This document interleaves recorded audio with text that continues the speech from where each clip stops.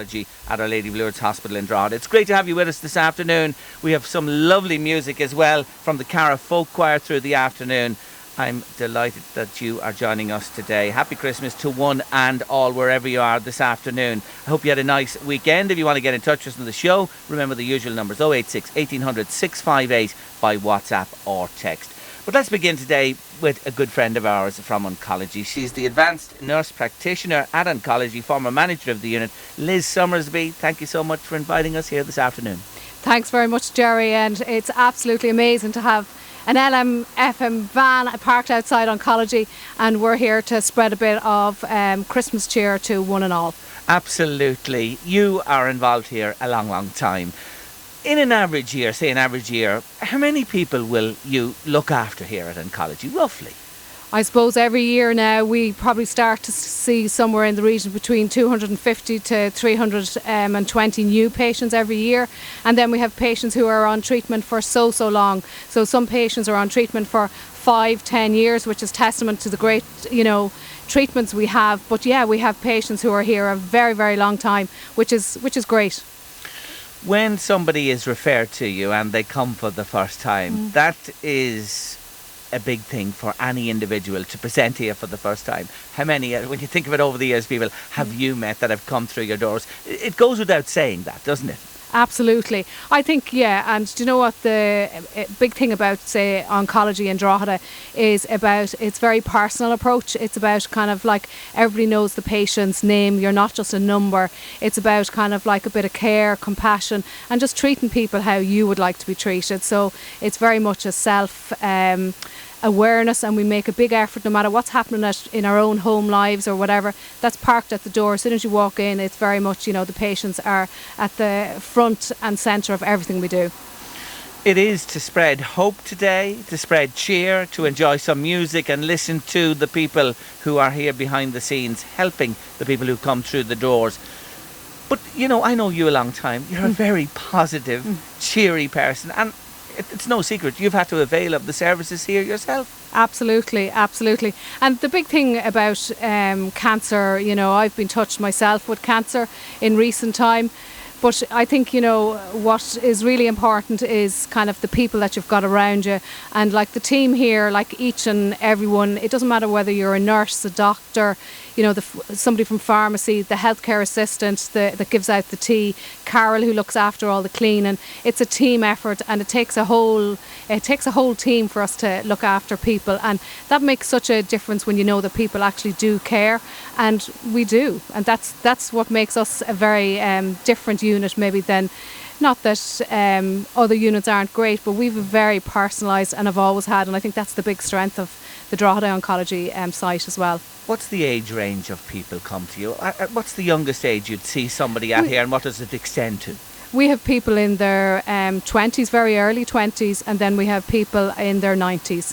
So you have that kind of, and it's trying to meet the needs and expectations of everybody's needs, regardless. And some people will come and they have a lot of support, and some people will have no support.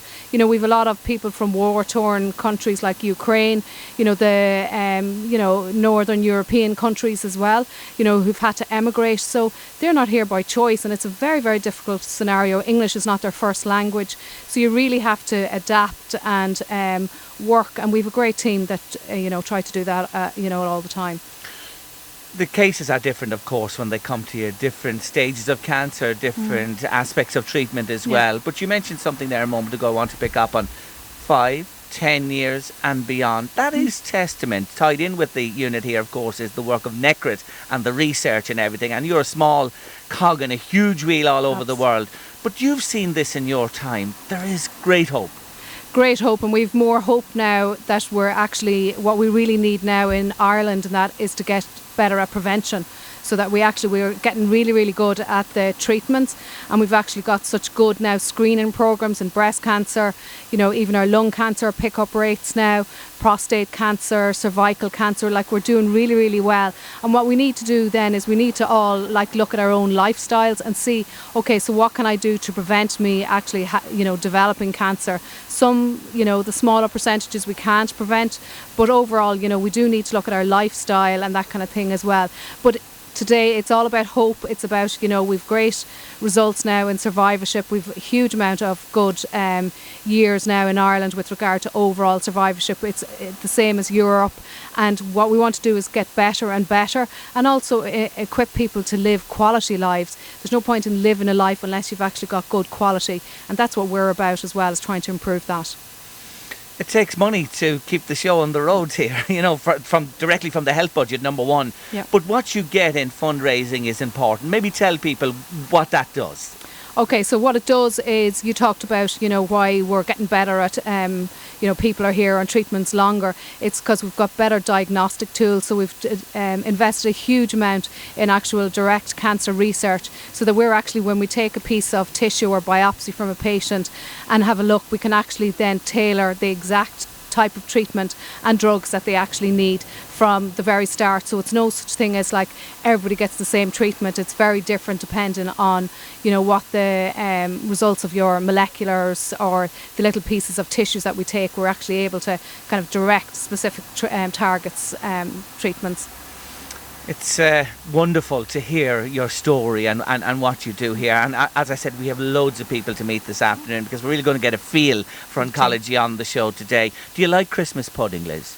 I love Christmas pudding. Do you? And what do you like it on its own? Do you like custard or cream with it, or brandy, butter, or what? Oh no, I like it with a bit of cream, but I only have it once a year. Like, I would have one piece and that's it. I'm not a big. Yeah, it's a Christmassy thing absolutely, for you. And absolutely. You enjoy it when you have it at the Christmas time, and then you park it for another year after that. That's it. I think that's it, though, with Christmas pudding. The reason I mention it is, I don't know whether you know, our best Christmas pudding in the Northeast competition is coming to a conclusion this Thursday. So I just wanted to mention it here, that you need to get your puddings into us by Wednesday, close of business. And we have puddings already, but if you're entering the competition, we need them now. Drop them into LMFM before Wednesday, close of business, and we have the judging on Thursday. And I promise you, from the winning pudding, I'm going to keep you a piece this year, Liz. Oh, so that's great. Yours from the winning pudding this year. Anyway, lovely to chat to you. Let's have some music today on Late Lunch, and we're going to hear now from the Cara Folk Choir. These people are very close to you, Liz, aren't they? They are, and have been with us now for nearly 30 years, always supporting the Service of Hope every year. So it's an absolute privilege that we've been able to, because Pat, who's part of the choir, Pat Roach, is just recovering himself from a recent illness. So we're really appreciative that they're still being able to deliver the music for us today at this really important time. I want to mention Pat Roach and his wife Sheila, Angela and Connie Crehan, Eileen Moyna and Francis Roach. They are Cara Folk Choir. Take it away, folks.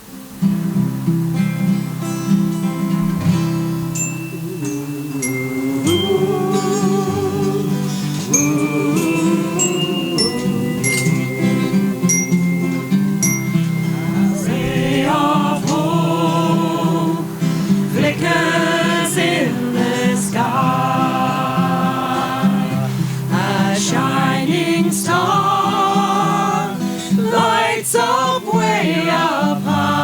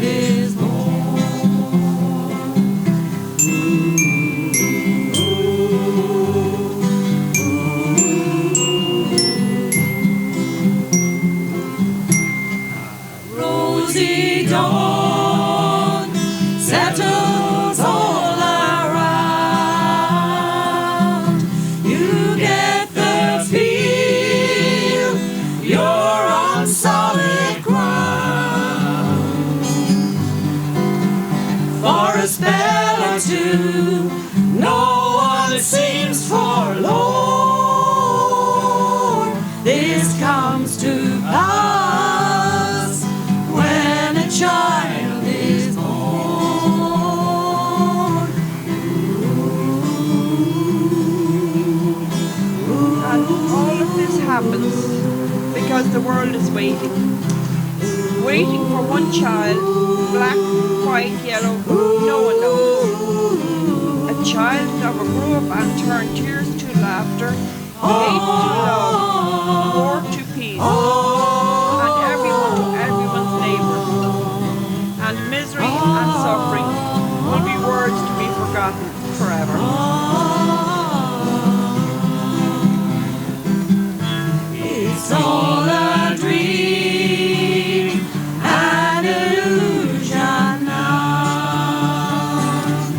It must come true, sometime soon, somehow.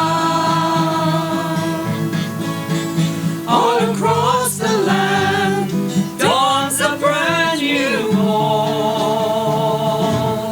This comes to pass when a child is born.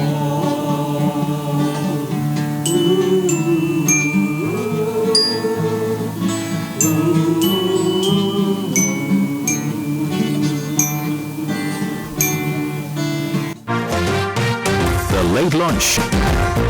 Late Lunch is coming live this afternoon from the Oncology Unit at Our Lady of Lourdes Hospital because it's a very special day. It is the Service of Hope 2024 and we're meeting the team here this afternoon, and I'm sure you enjoyed. Didn't you? The Cara Folk Choir, weren't they lovely? And they're going to sing more for us through the afternoon. If you want to get in touch with us on the show, 086 1800 658 by WhatsApp or text gets your message to us. Let's meet some more of the team here. Barry Matthews is joining me. He's a senior manager at the Oncology Unit. And Leanne Callan is with us too. She is the day ward manager. Thank you both for joining me on the show. Jerry, welcome to both of you. Leanne, if I can start with yourself. Yeah. And we have détente here. Leanne is from Dundalk, Barry's from Drogheda, so all's well in the wee county as we chat this afternoon. Leanne, tell us a bit about yourself. How long are you working here? So I came to Drogheda in 2019 after leaving the Mater for about 11 years.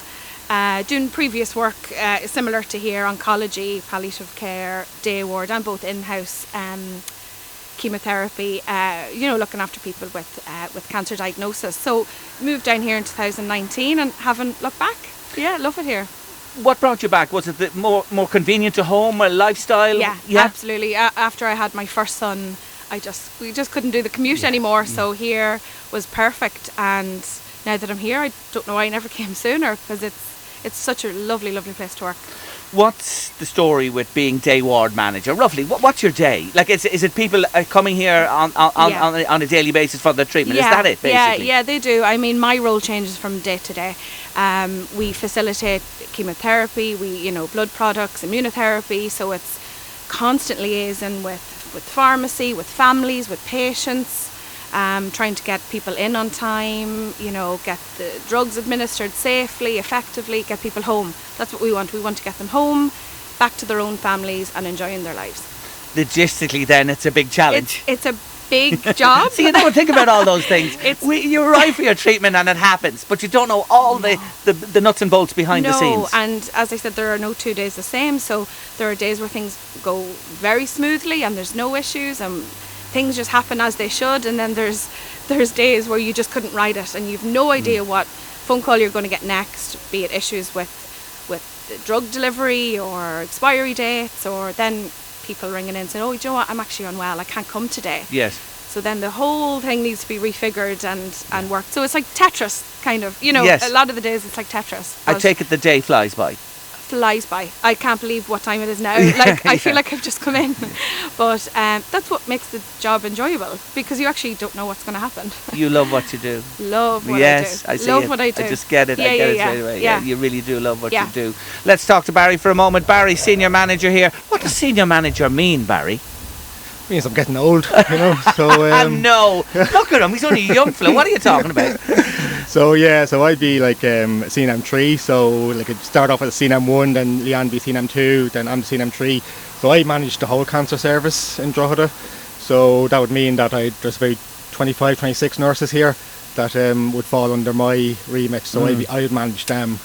And then just an overview of the whole service, that would really be what I'd be covering then. Just making sure that the day-to-day running is, you know, is satisfactory, that everybody is getting in for their treatment, liaising very closely with Leanne. Leanne does a fantastic job at running the day ward. And to be honest with you, all the nurses that work here, they're an absolutely world-class team. Like, they're A1, so there's actually not much management of them, really. You know, they're just brilliant staff here. Isn't that wonderful to say? That is the most wonderful thing you can say, isn't it? It is. They're super. As I said, there's nothing we ask of them, you know, that's not done, and not done to a very high standard. You know, there's no one inside that wouldn't go above and beyond for every single patient that comes through our doors, and that's over like 170 a week, like, you know, and they go the extra mile for absolutely everyone. It's wonderful to hear that. Barry, tell us about your history in nursing. How did you get into nursing in the first place? You know, like, I did when I left school. Like, I did plenty of different jobs, and I think I was about 22, 23, and I'd been playing on my mind for a while about nursing, and I decided, you know what, I'll go back as a mature student, and that's what I did. Went back, and then I worked in a surgical ward for years. Best experience I ever had, best training. You know, it was a brilliant team up there also. And then about 10 years ago, I did a psycho-oncology course, so I did a master's in that. So it's a bit more the psychological issues faced by people with cancer. And then the natural progression then was to come into actually working oncology. So that happened about 10 years ago. And like that, you know, I think to work in oncology, you really need to have a passion. You know, you have to have a real passion for cancer care, cancer services. So yeah, like, it was just something that was always there for me to do, nursing, and the best thing I ever did. Isn't that wonderful to say that, you know, and it just shows you with careers and lives, you know, no more is it a job for life. Look at the way you have moved and changed and where you are today. You feel at home here now, where you are at the moment? Definitely. Definitely feel at home here. Like, it's, you know, said, great staff, great camaraderie. You know, it's just a brilliant place to work. Yes. And the patients are brilliant too, I have to say. You know, like, we get on so well, and it is, I know it sounds like a cliche, but it is like a family. Yes. And because you get to know the patients so well, you know, and you have the crack with them when they come in. Yeah. We see the same cohort of patients, be it every week, 2 weeks, 3 weeks, monthly, and we build such a rapport with them and their families, and we're able to say, oh yeah, I know her, and she has a daughter, and at home you know, we know their home life as well as their you could their do the cancer family journey tree. too. You could do the family trees for them. Just a point before we finish, and I see 3 elves waiting at the door to speak to me. Of your they're your colleagues, of course. Don't they look wonderful? All attired for the Christmas. It's a job that I'd say, you know, you are sponges. You take in a lot. What about that aspect of things, dealing with that? You know, as I said, they are like, you know, Barry has said, they become like family. But it is our job, yes, but it's more than a job. Yes. You know, it's what we love to do. Does it affect you, you know, when somebody can't come in or you see them struggling? Yeah, it does. And I think that actually helps us, you know, it makes it easier to go the extra mile because we genuinely do care. We become so close to them. We're on their side, you know, and as cliche as it sounds, like, they are never alone. We're always either on the other end of the phone. We're linking in with them if they've had a bad day. Yes. You know, they can phone us at any time, and we have the girls. I know you'll speak to triage later. We have such a close connection with a lot of our patients. They know they can call on us and we can call on them. You know, be it to move times or you know, readjust, as I said, the Tetris that goes on. But I mean, you do take some of it home. You do, Barry. Yeah, you do. Yeah, same for you. Yeah, same for me. Yeah, and obviously, like, sometimes you do get affected by things that happen. As that's human nature, you know. Yeah. But like, you do have to go home, and you do have to live your life also. You know, and you do have to try and put things to one side. But obviously, yes, there will be times where something is just sitting with you. You know, and that's just nothing. You're great people. You're fantastic people, I have to say. We better let the elves in for a chat. Thank you so much for having a word with us. Barry Matthews is a senior manager here, and Leanne Callan, day ward manager. Thank you so much. It's been a real pleasure to have a chat with you. Let's swap seats there, and we get a quick minute with each of them. I see how many have I? 1, 2, 3. Come on, one at a time up here. First into the dentist here. Come on, and sit beside there. The other two. Come in out of that cold there, because it really is cold.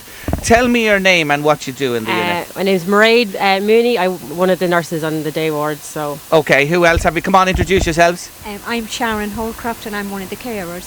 Lovely. And my name's Nicola Canning, and I'm one of the nurses in the Oncology Day ward as well. fantastic. 3 more of the Yeah. team here. Come on, tell me, truly, what is this place like to be part of the team here? Oh, it's fantastic. I've only been with the team since March, and it's one of the best teams I've ever worked with. They're just it's such a welcoming place to come into to work, let alone for the patients to come in. Everyone's so hard working, and you can see how much everyone just really cares.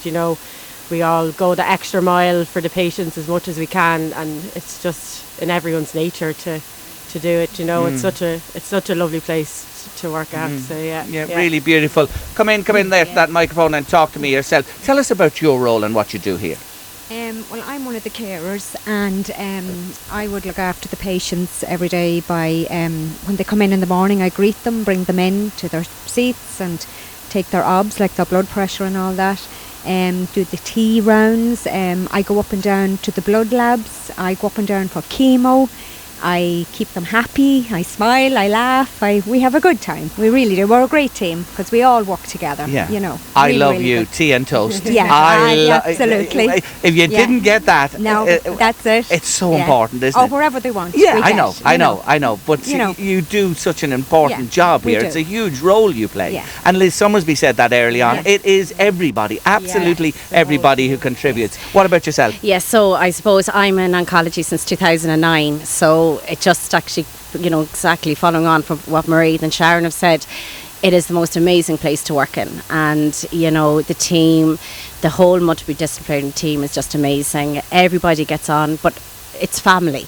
That is one thing. We all adore our patients, and there is, that is the end line of it. We just adore what we do. You couldn't work in this place if you didn't, and we're all there into work, and we might leave our own troubles, our own kind of personal things behind, but when you come into work, you put a smile on your face, and we get to know the patients. They become like family, and it's just a fabulous place to work in. We love it. It's all thumbs up. It's all good, and you're all set for Christmas, and the place is decorated, and you're in the mood, and you're going to sing for us, I believe, at the end of the show tonight. The whole lot of you. No pressure. We'll wait for a few drinks before we do that.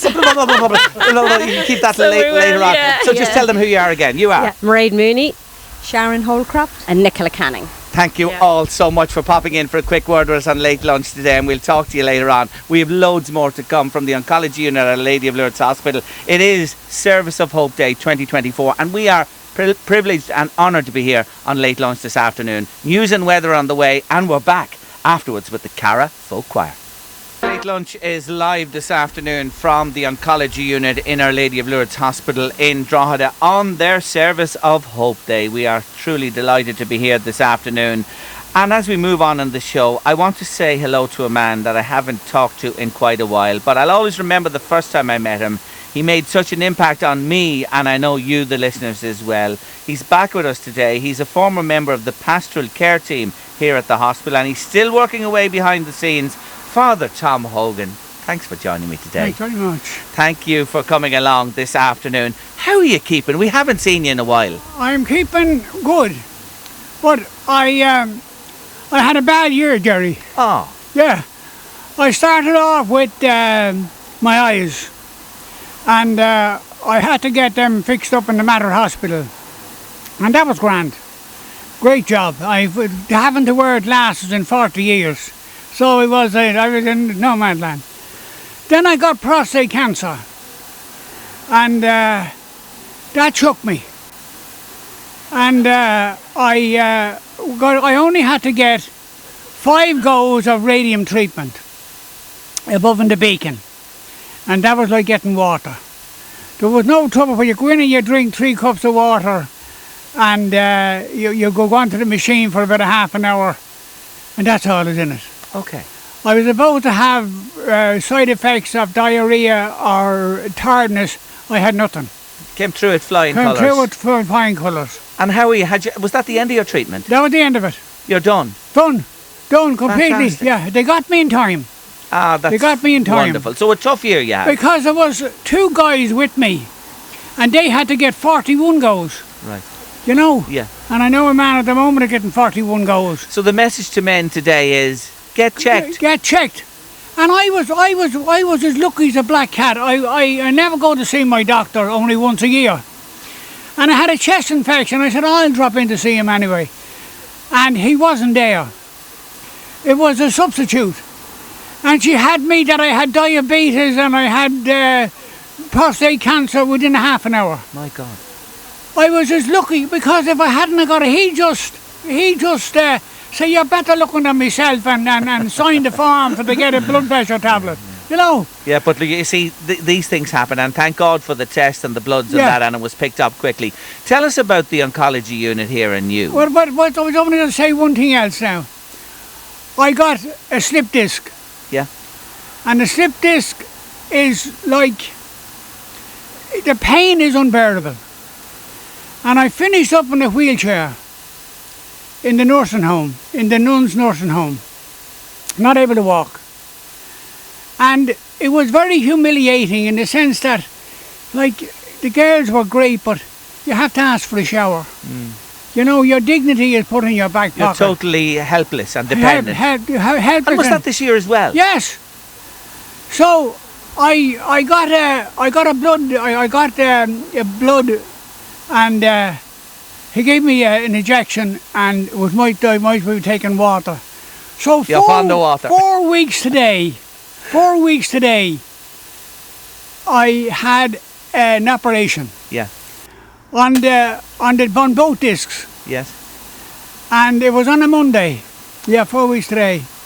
And on Tuesday morning, the doctor, Timlin, came in to me and he said, Tom, do you think you could get out of the bed?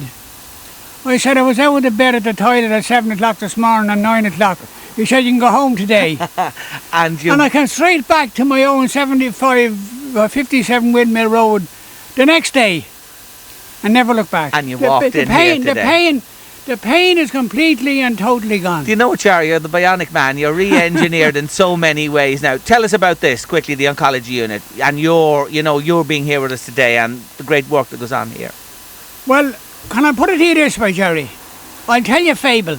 Okay. I like fable because buckets and bats can talk and fables. There was this husband and wife, an elderly couple, went into an antique shop and they wanted to get something for their granddaughter. She was 21. And both of them fell in love with a vase or a vase, whatever you like to call it. And the vase said, I wasn't always like this. I was just a piece of clay in the ground and a man came along with a spade and dug me up and put me into a bucket. And I said, stop. And he said, not yet. And then he put me on a wheel. And the wheel spun around and I was light and he was pulling and dragging me. And I said, stop.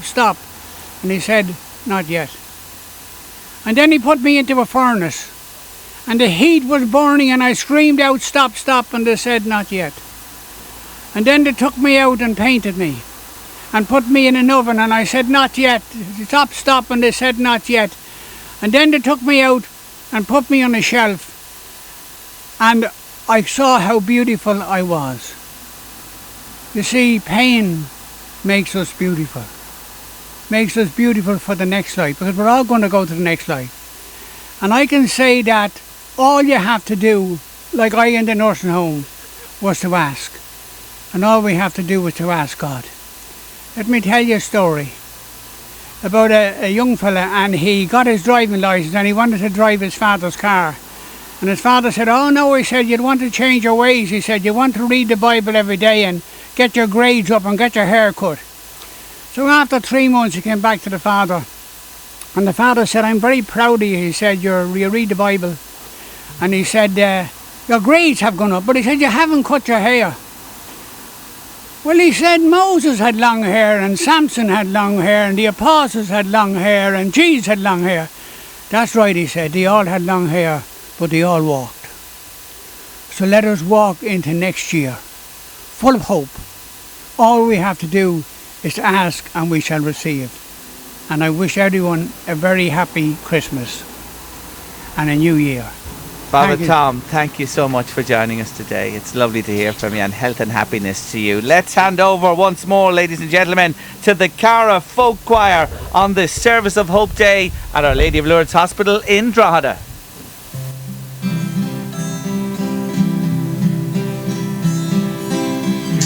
Hear what I hear. Do you hear what I hear?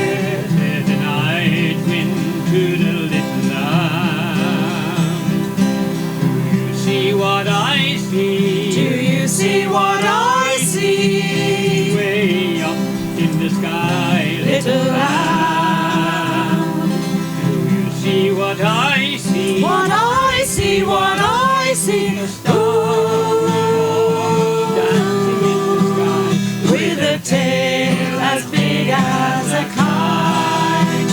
With a tail as big as a kite.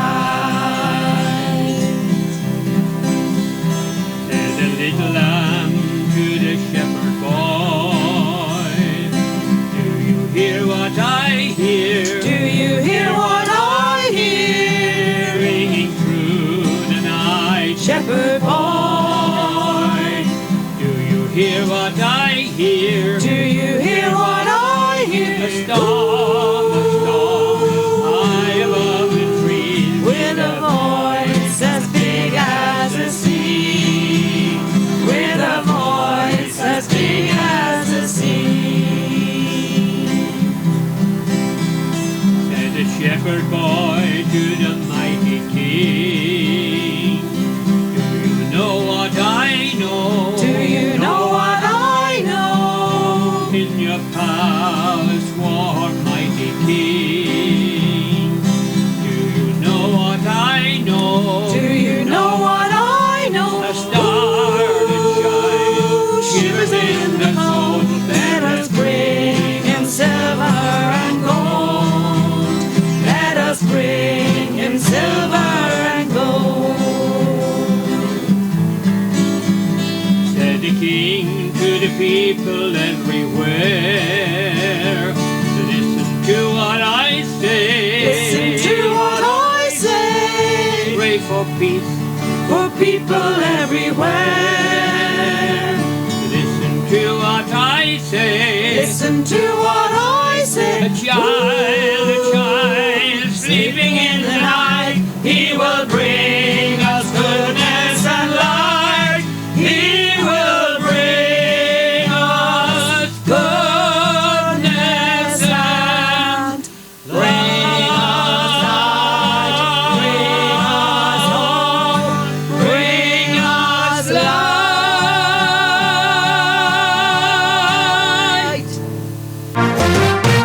light. You're with Late Lunch on LMFM radio this Monday afternoon, coming live from the Oncology Unit at Our Lady of Lourdes Hospital in Drogheda to coincide with the Service of Hope. While I think of it, don't forget to send us in your kids' Christmas crackers. I have a PlayStation 5 and a games voucher to give away on the show this coming Friday. All you have to do is WhatsApp us in a voice note of your child cracking a joke at Christmas time. It doesn't have to be a particularly Christmas one, any type of joke at all. If you're playing in Late Lunch, you're in the hat on Friday for that big win. So get cracking, send them in to us. 086 1800 658 by WhatsApp. That's the number you need. 086 1800 658 by WhatsApp. We are meeting the team behind oncology in Our Lady of Lourdes Hospital in Drogheda this afternoon, and I'm delighted to say hello to Kay McGinn, who is the lady responsible for the oral chemotherapy, and Patricia Martin, who deals with acute oncology patients. Welcome both of you to the show. Patricia, if I could start with yourself, what do we mean by acute oncology? So it's people that are actually receiving their chemotherapy and their immunotherapy treatments. So they're getting treatment for their cancer. So patients that are generally, there's a lot of side effects with the chemotherapy and the immunotherapies. So when they're at home, they can get a lot of these side effects and quite unwell at home. So it's from my role really is they can ring into us here into the oncology unit, and I can advise them what to do at home with regards to their medication, send them out information.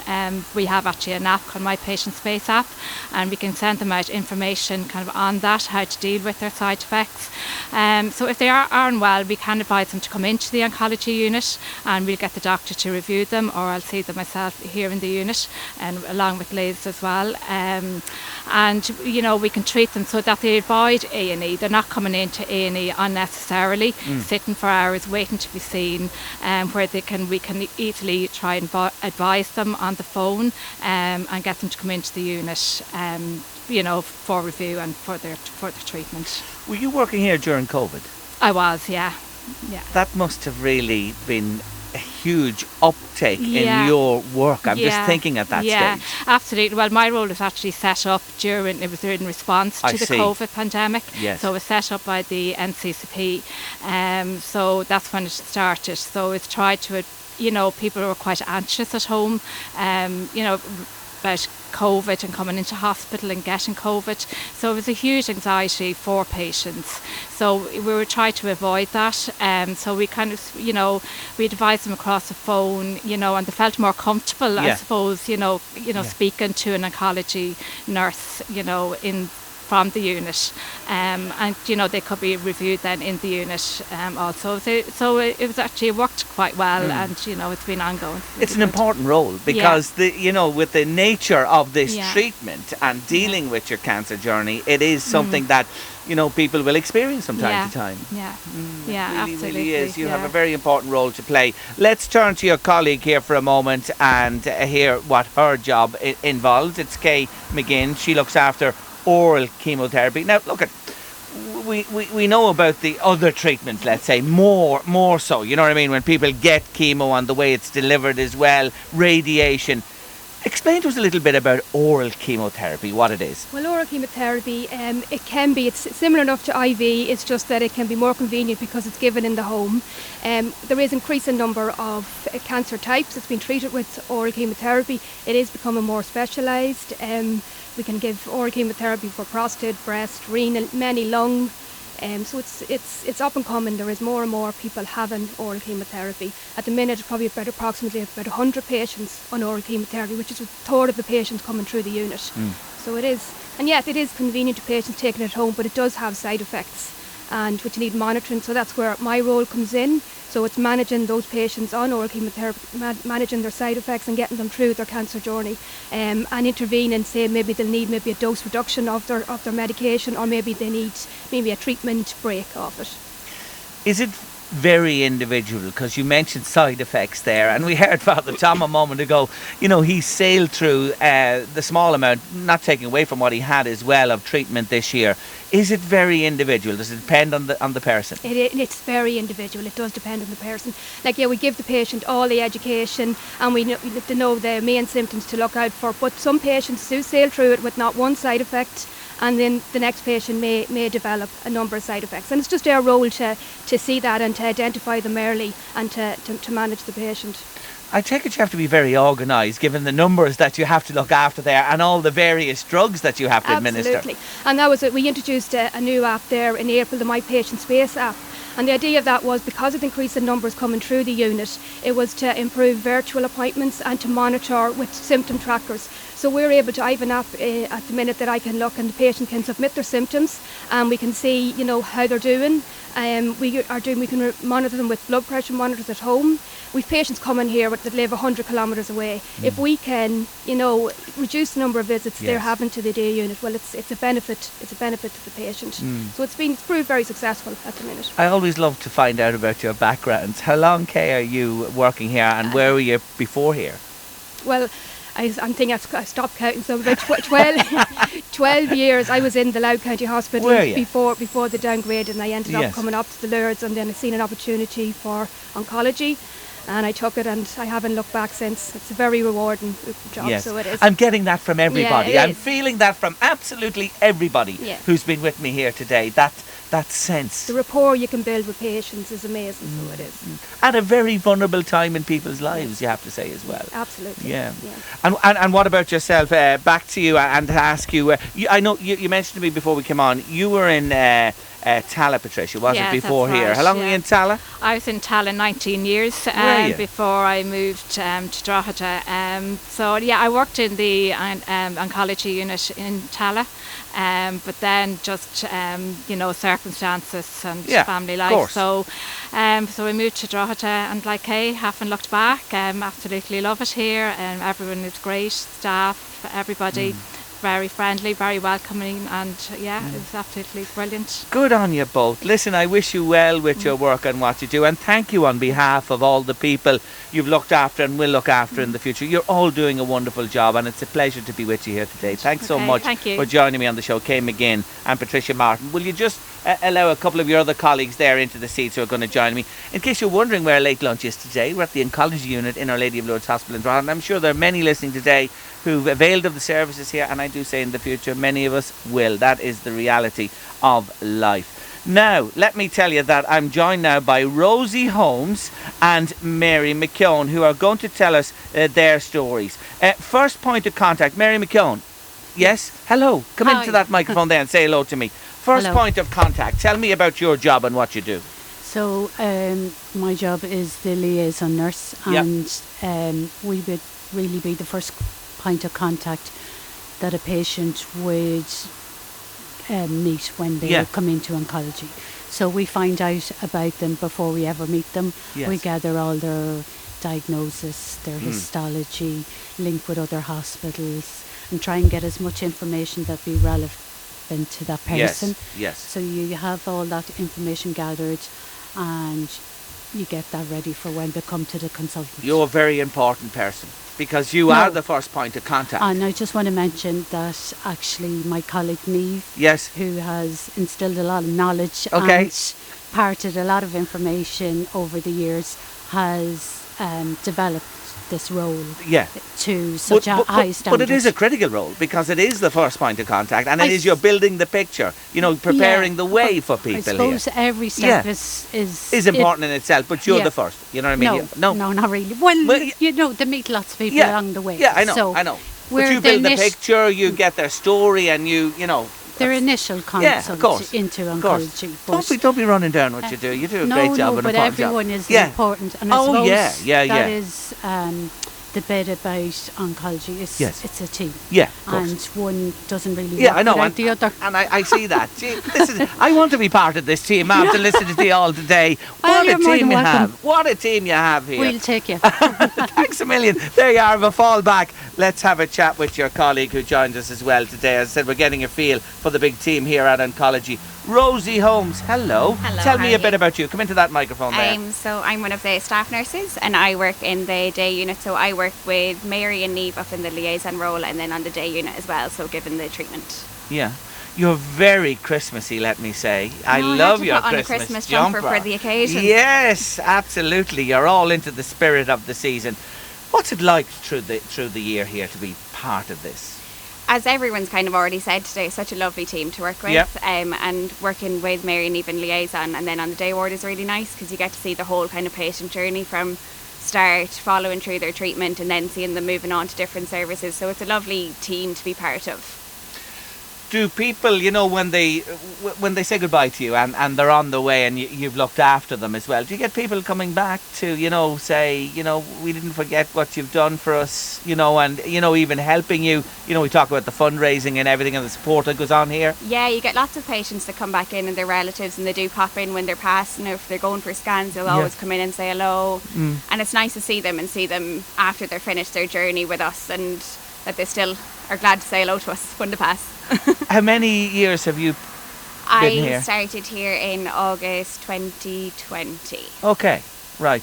Do you see this as a long-term place that you're going to work? I hope so, yeah. Do you? Yeah. I don't want to be going anywhere else now that's really nice to hear. But there are opportunities. We know that in the health service, and that's the great thing about it in different areas. But you're very happy where you are. Yes, I am indeed, yeah. There you are. That's good. And what about yourself? Are you here long? Are you working in the area long? Too long, maybe. Never, Mary. No. So I came here from James's. I would have trained in Derry long time ago, and then I moved here from James's, and I worked all over the hospital in all the wards. Okay. And it was always a dream to work in oncology. Right. So you're here how long then yourself? I am here maybe more than 12 years. Are you?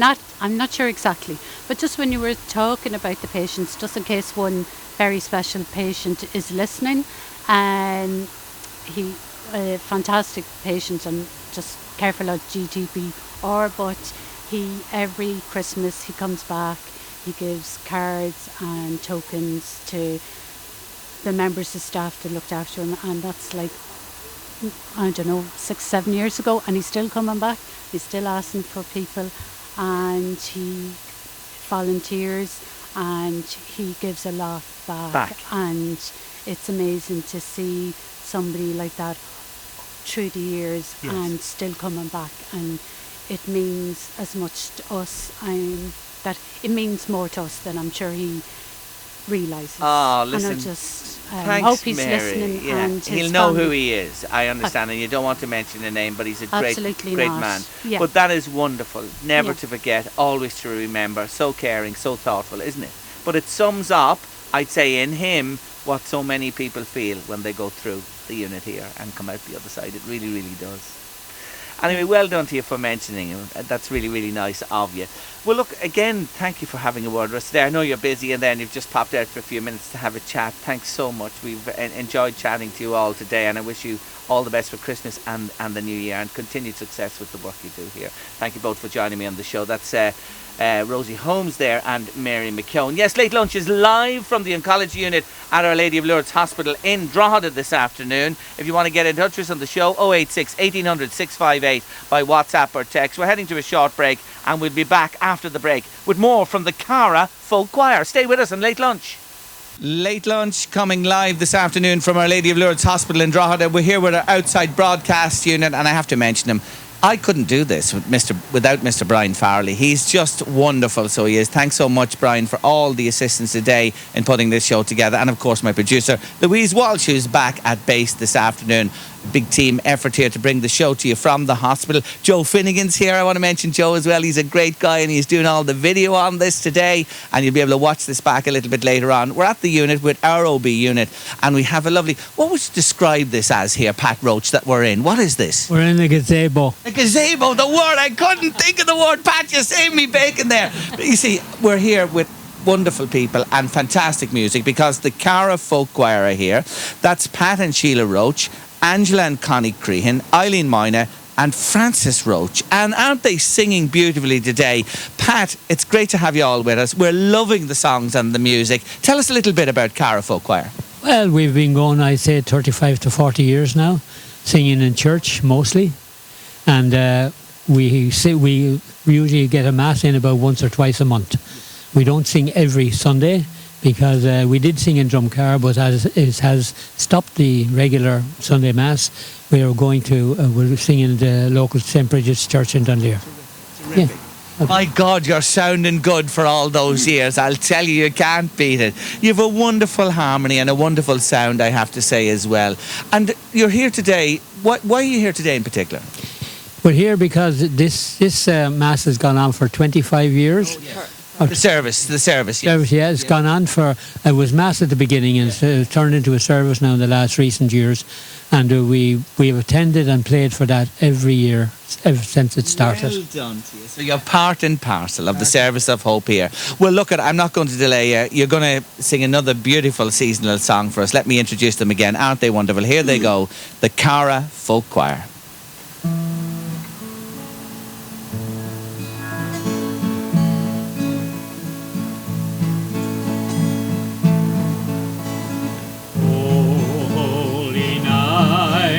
The stars are brightly shining. It is the night of the dear Saviour's birth. Long lay the world in sin and error pining, till He appeared and the soul felt its worth. A thrill of hope, the weary world rejoices, for yonder breaks a new and glorious morn. Fall on your knees, oh, hear the angel voices, oh, night divine, oh, night.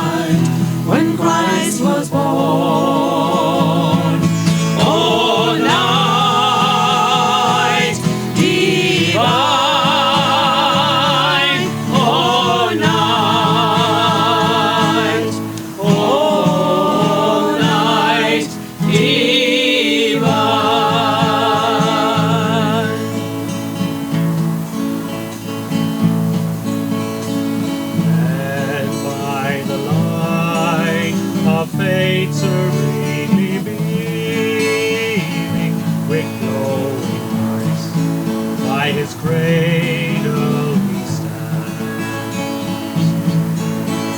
So led by light of a star sweetly gleaming, here came 3 wise men from the Orient land.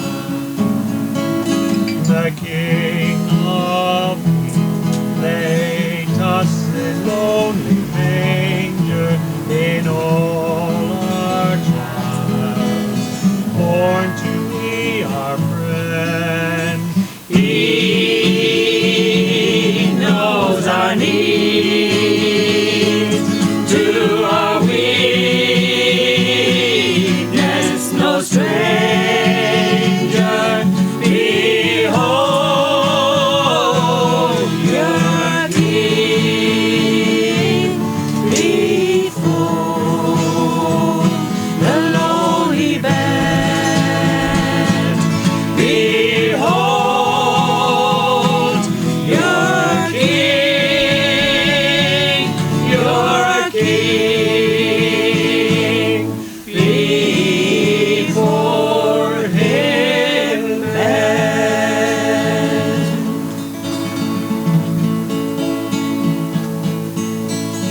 Truly he taught us to love one another. His law is love, and his gospel is peace. Change shall he bring, for the same is our brother, and in his name all oppression shall cease. Sweet hymns of joy in a grateful chorus raise we, let all within us praise his holy name. Christ is the Lord, let ever, ever praise we his power and glory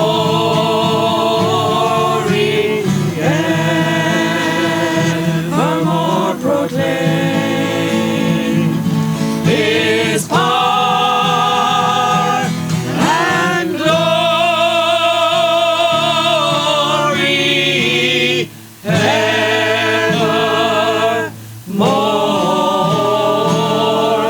proclaim.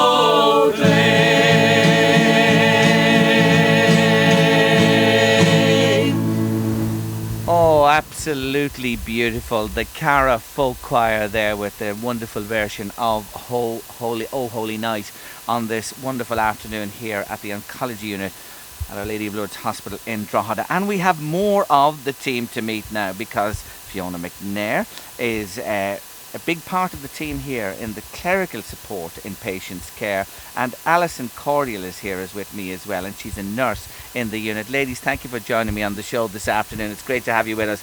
I'm going to say this again, and I may be repeating myself when I say it, Fiona. I just get this bond and closeness and camaraderie. Oh, absolutely. Like the team, it's a multidisciplinary team, and we all just work well together. We're all there for the patients to support them. But from when I started, this Monday 6 years ago. Oh, congratulations. Yeah, it's made it feel so welcome. And I think that's the same for any new team member comes from the start. We just work together, and we're all there for the interest of the patient. Because it's such an honour to be there for the patients when they're going through this difficult time. So no matter what needs to be done, we just pull together and really work hard. The girls were saying earlier about our new app, My Patient's Face. Yes. I mean, that was a real multidisciplinary effort, the whole team involved. And we've actually won 2 awards, a national award, yeah.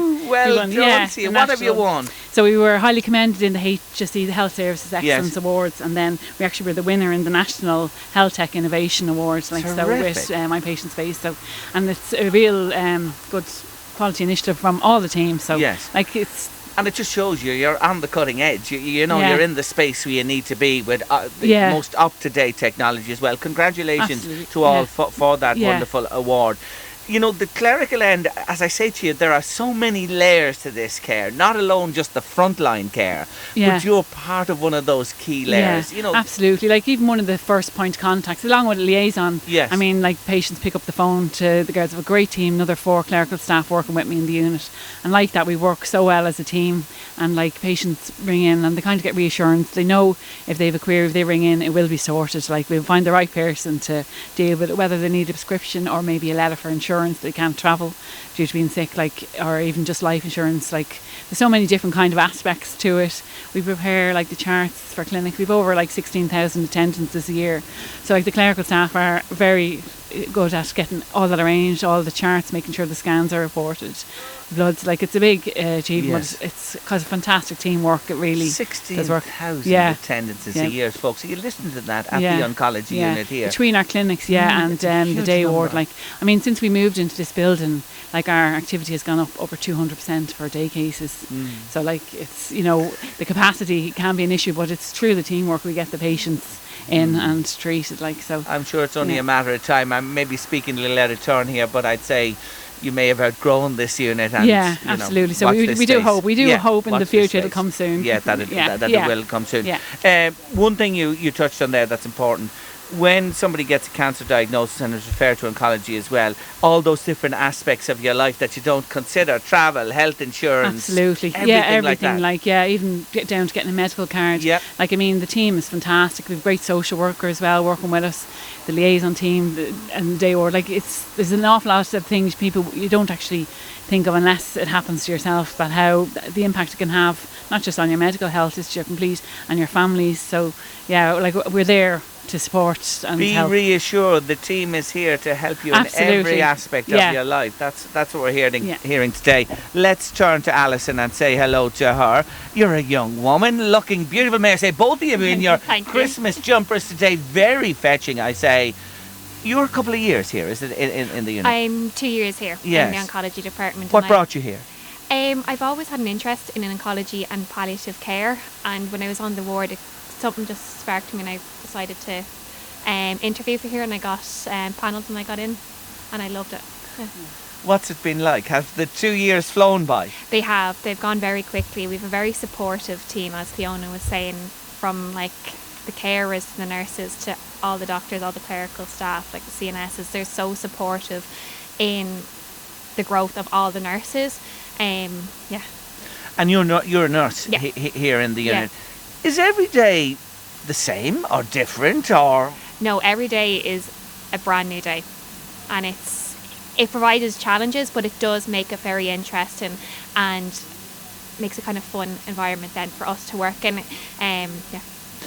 We heard the age range here from Liz earlier on, from very young patients right into the 90s. It's a huge span age-wise. You're a young woman. What about young people, you know, who are referred here? Do you have, I'm not saying this in any disrespectful way to anyone else, but, you know, with your age, being a young person yourself, do you have a lot of empathy, you know, for the younger? You'd have empathy for every patient. Everyone, of course you do. Journeys, everybody's journey is different. But with your age and your interests similar to young people, they look at you in here and they say... Yeah, you do. You would have more empathy because you understand what goes on in their life. Yes. If they're closer in my age, and you'd understand how difficult it would be because it does have a massive impact on their social life and their emotional well-being as well. Yeah. So we do try and provide support for like the whole journey as well. Yes. Yeah. You love it. Yes. I say this to everyone. Sure, I'm getting tired of saying this. Can I just see the love and the passion you have for it? So every day you bounce into work, do you? Yeah. No, I do wake up and I do enjoy coming into work. Isn't that great to say? Yeah. And you're doing something you really love. All of you are doing something you really love. Yeah. Very special place now to work, and I think the patients feel it when they come in. The feedback we get Yeah. It's very positive. So important. Yeah. So important yeah. in this aspect of healthcare that you work in. Yeah, I think it is definitely a skill that, like, if you're interviewing, I think empathy is number one. Yeah. I think, and that's what we show, and it comes across. I hope to all our patients. Comes across to me today and our listeners on Late Lunch for sure. Thank you both again, to Alison Cordial and to Fiona McNair for joining me. Thanks so much. You're looking great, ladies. Thanks a million. Short break on Late Lunch. Back in a moment. Lunch is live this afternoon at the Oncology Unit, Our Lady of Lourdes Hospital in Drogheda, for their Service of Hope. And we're meeting the team. We're getting a real feel for the big team that's here. Next up for a chat with me on Late Lunch is Yvonne Cummins, and she is the pharmacist. Yvonne, thank you for joining me on the show No today. problem at all. Many drugs to be administered to many people. Many drugs, yeah. And chemotherapy is like any other drug, so it needs to be prescribed by the doctors and on prescriptions, and then they come to the pharmacy, and it's all electronic here in OLOL, no paper anymore. So my job and my colleagues, my other pharmacists who works with me, is to check all these prescriptions and make sure they're all written correct, and all the treatment plans are followed, and all the dose reductions and whatever else needs to be done are done. And then we don't have the facilities to make our own chemo here, unfortunately, so we order it all in from Dublin and from the UK. So we have a lot of time ordering chemo in and all that kind of thing. And when it comes, then we check it all off and we send it back to the ward for all the patients. But so we're kind of very much our part of the job comes before all the gang over here, and we like to do our job as well as we can, because then the nurses can get on with their daily work. But that's what we do. And it's a moving feast. It has to be in the world of pharmacy, drugs and cancer care. Yeah, lots of new drugs all the time, lots of new protocols we have to follow, all this kind of thing. Yeah, so it's always changing. Yeah, it's a lot different than it was like 20 or 30 years ago. A lot of new different things. So your job is a challenge. A challenge. No, but it's good though. Yes. No, but I do like it, and it's very interesting. Yeah, no, it's very interesting, and like it is really good to be part of the team here. Like there's about 40 staff in the pharmacy, but there's 4 of us who are full time. All we do is anything to do with chemotherapy. Okay. So like we definitely feel it's great. Now I have worked in other places before, but it's definitely great here. Very much part of the team, as I say. If we don't get the chemo, there's nothing else going on. Oh yes, absolutely. But, when we work really closely with all the gang here, I would attend meetings. I've just literally walked out of one when we're discussing the patients and treatment plans and stuff like that. So, and we're always on the phone to the girls and boys over here, chatting and discussing and sorting out things like that, and at meetings and stuff. So no, it's great job. Terrific. Let's talk to another member of the team here, and an important member, Dr. Hyra, who's a registrar here, is it? I'm a registrar. Come into that microphone there till we hear about you. So in progression as a doctor, take us through the different steps. You qualify as a doctor first. What happens then? So it's a 1 year of internship that you do in the hospital settings, and you are rotated in different medical and the surgical wards. And after the internship, then you are an SHO in the and you are. And then comes the registrar. Okay. So it's a senior doctor on the team, who is not a consultant. Okay. So the job, so I work here as a registrar. So my role is basically to liaise between the patients and do the decision making at my level. And if I need the senior help, then I would go to the consultant. I see where you fit in now. You're a very important, again, cog in the wheel. And of course, someday you will become a consultant yourself. Yes, it's just part of, in terms of, it's not only the medical part, but also a learning in a way that how to work as a better team player. Yes. So that's another aspect of my job, how to work in a team, which is great here in Our Lady of Lourdes Hospital. Like in our oncology, we have the tremendous team that we work with. The nurses and the pharmacists and the doctors, we all work together. We ask questions and we discuss patients all the time, and we come up with our ideas, because every professional have their own aspect. Like I have a medical perspective, and the nurses have different perspective. They spend more time with the patients.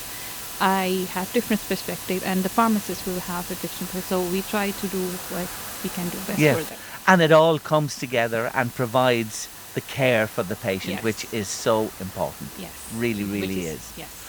It's great to hear what you do, and I wish you well with your continued progress Thank you so to much. becoming a consultant. And again, I thank you all, pharmacy, consultants, everybody, for all you do for the patients who come and attend here regularly. Thank you so much for Thank joining you me for having on us the here. show today. You're with Late Lunch on LMFM Radio, live from Oncology at Our Lady of Lourdes Hospital. It's Service of Hope Day 2024, and taking us in to News at 3. Let's go back to them again, the wonderful Cara Folk Choir.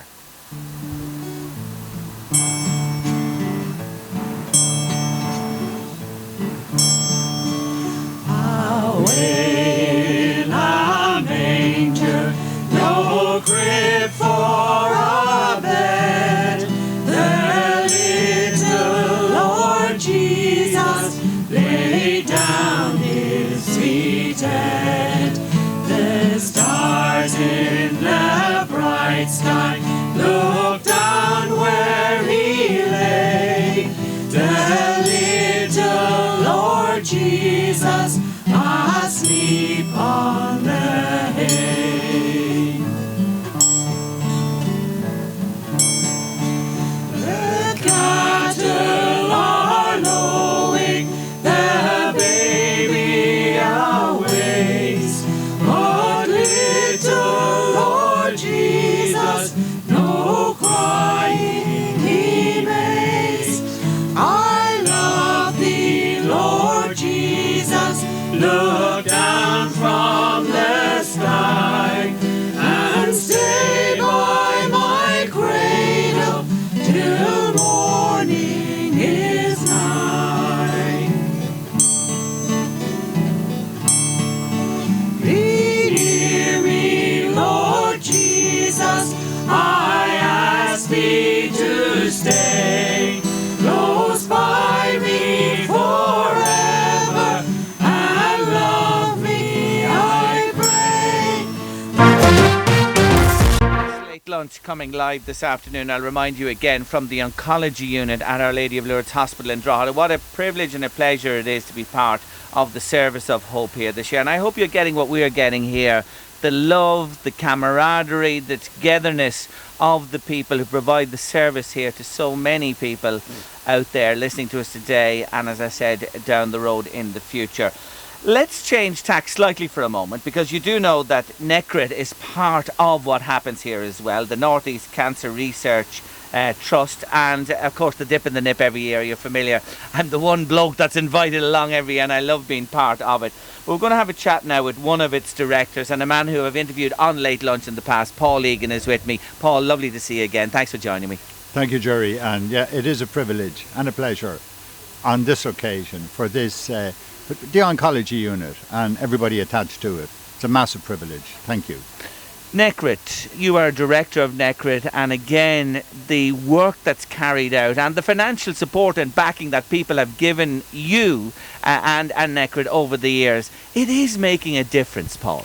Gerry, look, this doesn't sound really down the middle, but one of the things that I'm always amazed about since I got involved at NECRET is the volunteers, the amount of money that's actually raised, and it's up to us as a board to make sure it's administered properly and that it's transparent, particularly nowadays with all the different stipulations, and because people give money they need to know that it's being distributed in a proper way. But what really baffles me is I've never seen an organisation to do so much and create so little noise, if that makes any sense. I've never in my life, the amount of money that these volunteers are raising is frightening, and there's very little really said from them. They just get on with it and they produce the checks, and it really throws me, and for that reason, along with other reasons, it is a privilege and a pleasure for me to be involved. You know, Professor Brian Hennessy, well, another man we got to mention when we're here today, and the sterling work he does. And you know, I said this before, Paul, we're a grain of sand in the ocean of the world here in the Oncology Unit in Drogheda. But make no mistake about it, the work that goes on here, tying in with this research over the world, it's important.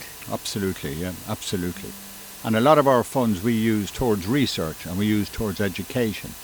And in that sense, we're just improving. Like early tracking, we're improving also patient comfort. This is where probably our emphasis are going to be more on this year, with just patient comfort, family comfort, where we can have a situation where patients and family can come together and support each other. That's really what I'm saying. Why did you get involved? I think particularly because, as I said earlier on, I've never seen so much being done and so little noise being made. And that suits you? It does suit me, yeah, without question. Yeah, it does suit me, yeah. So, and then, of course, I got interested, just simply when you see, and you work with the girls here with Liz, and you come up to this oncology unit. It's in Drogheda. I live in Drogheda, but I sometimes forget there's an oncology unit here. I sometimes forget that people are having difficulty. I sometimes forget.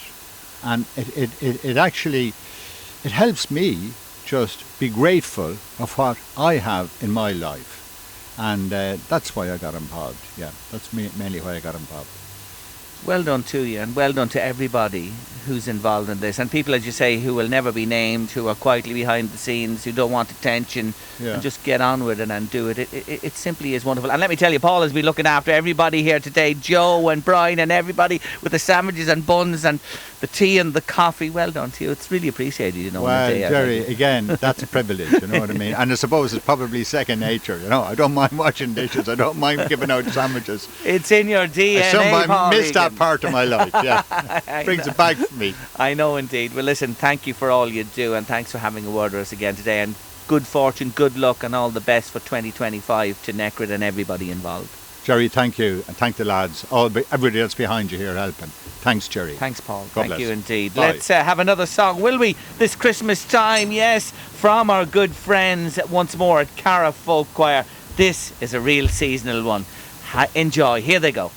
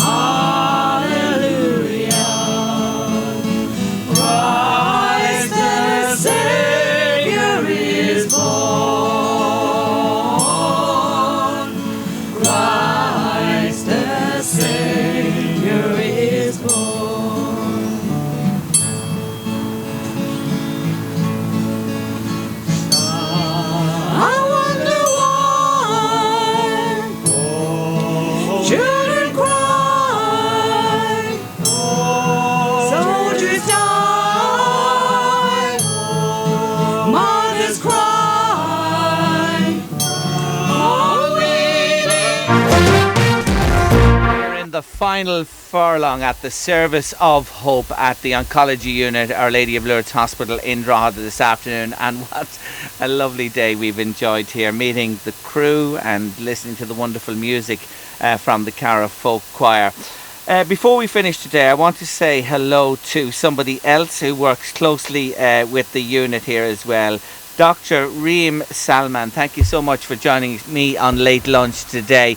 Tell us about you and your association with the unit here, what you do. Hi, Ger.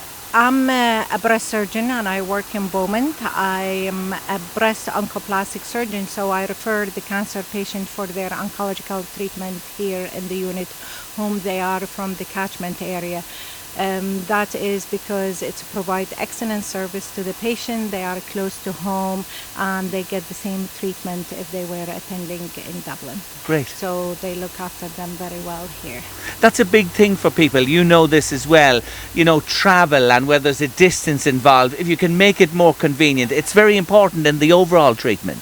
Definitely, because cancer treatment is quite costly, and on top of the being treated for the medication, also the cost of travel, parking and everything like that, which is make it very convenient for the patient to have access to a nearby unit, and that's why a lot of patients will be more keen to have their treatment closer to home, especially when it's oncological and chemotherapy and they feel more comfortable being at home, less travel. Yes, really, really important it is indeed. You said to me before we came on there that it's important to reflect on the season that's in it and this time of the year and this special day, the Service of Hope. The Service of Hope is excellent service provided by the Oncology Unit, which had been established since 1996. And basically it shows the patient that we think about them. It shows the relatives who might have a patient disease that we always remember you and your relatives. And it gives a hope to every faith. Regardless of your faith, we all should think moving to a new year about hope, about peace for all, regardless of your faith, being a Christian, although it's mainly the Christian celebration, being a Christian, being a Muslim, being a Jewish, being of faith or no faith, we should always hope. Look for a light in the darkness days. This is your treatment is usually a phase it passes and will always be a light at the end of the tunnel. Beautiful words, may I say, Dr. Reem Salman. Thank you so much. Thank you for and bringing good luck. those wonderful words to us today. Liz Summersby, we end as we began on Late Lunch this afternoon with you, and really to just finish off this wonderful afternoon here today with a few words on behalf of yourself and the staff here and what's happened and what's taken place here today. Yeah, fantastic day for us. It's the quickest 2 hours of my life, I think. I just want to say a few thanks to everybody who's been involved in pulling it together, all the participants, Barry and Leanne, to the HSE hospital team for supporting the initiative, for also yourself, Brian, for being here on site. We're absolutely indebted to LMFM for all the support that they give us. The Cara Folk Choir, what can I say? You know, they're amazing, and so thankful and grateful that they're here. Father Tom, and also all the people who actually support NECRET, and also I suppose the most important part is the patients who've been in and out today, having their treatments and everything. I've seen a lot this morning. I just want to wish each and every one of them a very happy, peaceful Christmas. We also have been giving out candles in the day ward to everybody, and we'd just like you to kind of like maybe light this candle on Christmas Day or Christmas Eve, and just in solidarity and support and hope that we were all here together and that we will be here next year to support you on your journey. So on behalf of myself and the entire oncology haematology service, we want to wish each and everyone a very happy and peaceful Christmas. Thank you for those beautiful words. I will say it again, it's a privilege and a pleasure to be here with you today at this time of year and on this very special celebration. And I want to reiterate my thanks to Brian Farley for putting this together today. Thank you so much, Brian. To Louise Walsh, my producer back at base as well, and to everybody who made this happen. You have a wonderful team of people here. You have a spirit, a caring nature, a camaraderie. I could just go on using the words. We feel it today. Yeah. Our listeners feel it. And as Joe Finnegan said to me, you'd have to be reassured when you take in what's happened on Late Lunch today if you have to come and visit this unit anytime. If you're a patient at the moment or a patient in the future, you are in really safe hands. And I also then have to thank Joe Finnegan, who is going to have the podcast kind of put together and be on the NECRET webpage and also on the Finnegan webpage. So thanks a million, Joe, as always. Thank you to everybody, and I'm just going to take the microphone. Thank you both, ladies, and thanks again, Liz, to you. Wonderful, wonderful help from Liz Summersby in putting all of this together as I make my way from the outside broadcast unit. And well, what have we here? Yes, we have, of course, the Cara Folk Choir. Thank you, Cara, for today. You were wonderful. And we have the staff with their candles lit here on this particular day, the Service of Hope. And they're going to sing us out this afternoon on Late Lunch, accompanied by the folk from Cara Folk Choir. It's a real seasonal song. Thank you, everybody, for joining us today on Late Lunch. Back at base tomorrow. It's a day I'll remember for a long time. You are wonderful people, a wonderful crew. Thank you all so much for what you do for the people of the Northeast. We really do appreciate it. Happy Christmas and all the best for the new year. We wish you a Merry Christmas. We wish you a Merry Christmas. We wish you a Merry Christmas and a Happy New Year. Good tidings we bring to you and your King.